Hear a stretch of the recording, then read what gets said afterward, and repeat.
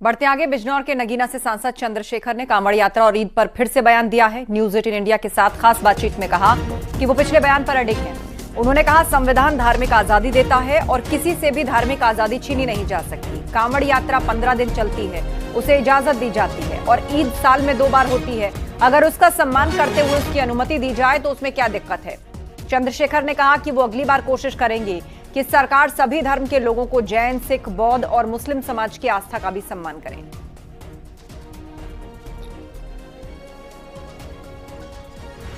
हम भारतीय संविधान को मानते हैं। भारतीय संविधान धार्मिक आज़ादी देता है। कॉन्स्टिट्यूशन का आर्टिकल 25-26 धार्मिक आज़ादी देता है। मेरा स्पष्ट कहना यह है कि अगर सरकार जो कि गार्जियन है वो धर्म के आधार पर डिस्क्रिमिनेशन करती है। कावड़ एक जो हिंदू धर्म की आस्था का त्यौहार है, 12-15 दिन चलता है। मैं पश्चिम का रहने वाला हूँ, कई बार परेशानियों का सामना होता है, लेकिन उनकी आस्था का सम्मान करते हुए और उनके धार्मिक कार्य में कोई जो है परेशानी है, इसलिए हम वो परेशानी सहते हैं। अगर 15 दिन हिंदू धर्म की आस्था का सम्मान करते हुए सब लोग जो हैं उसको स्वीकार करते हैं, तो अगर ईद ये साल में 2 बार होती है और 20 मिनट के लिए अगर वो सामूहिक रूप से नमाज पढ़ लें, जो कि ईदगाह के अंदर पढ़ी जाती है ना कि सड़क पे पढ़ी जाती है, तो मुझे लगता है कि परेशानी नहीं होनी चाहिए। योगी कैबिनेट में 11 प्रस्तावों पर मुहर लगी है। यूपी एग्रीटेक नीति 2024 के प्रस्ताव पर मुहर लगी है। कृषि विकास दर 10 से बढ़ाकर 20% करने का लक्ष्य किया गया है। उन्नत तकनीक को बढ़ाकर लागत में कमी पर उत्पादन बढ़ाया जाएगा। कृषि प्रौद्योगिकी और स्टार्टअप को बढ़ावा मिलेगा और इसके अलावा पशुधन, कुक्कुट एवं मत्स्य आहार प्रोत्साहन नीति 2024 पर मुहर लगी है। पशु चारा नीति से जुड़े प्रस्ताव को भी मंजूरी मिली है। अगले वर्षों के लिए हम लोगों ने ये लक्ष्य रखा है कि कृषि का जो 10% का हमारा विकास दर है उसको बढ़ा करके 20% तक ले जाएं और उसके लिए एग्रीटेक पॉलिसी हम लोगों ने लाई है, जिसके भीतर कृषि क्षेत्र के भीतर नई तकनीकी का उपयोग कर फसल विशेष की खेती के विभिन्न चरणों में की जाने वाली, यानी लगातार 4 महीने की फसल होती है, गन्ने की फसल 1 साल की होती है, तो उसमें उन्नत क्रियाओं की सटीक जानकारी किसान भाइयों को प्रदान किया जा सके।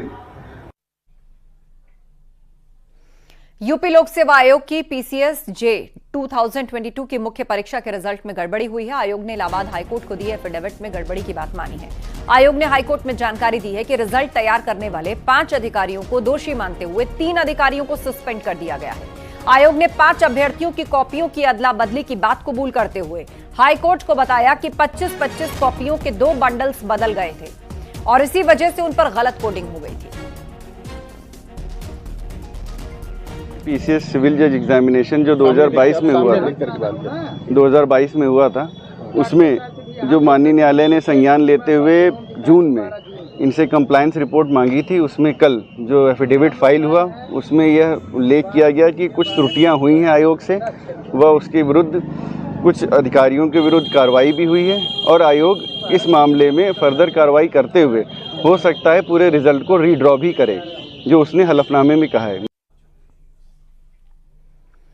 लखनऊ में वंदे भारत एक्सप्रेस ट्रेन की छत से पानी टपकने का वीडियो सामने आया। यात्रियों ने डीआरएम लखनऊ से वंदे भारत ट्रेन नंबर 22416 में पानी टपकने की शिकायत की। दिल्ली वाराणसी वंदे भारत ट्रेन के यात्रियों ने कंप्लेन की और यात्रियों की शिकायत पर डीआरएम लखनऊ ने कार्रवाई के निर्देश दिए।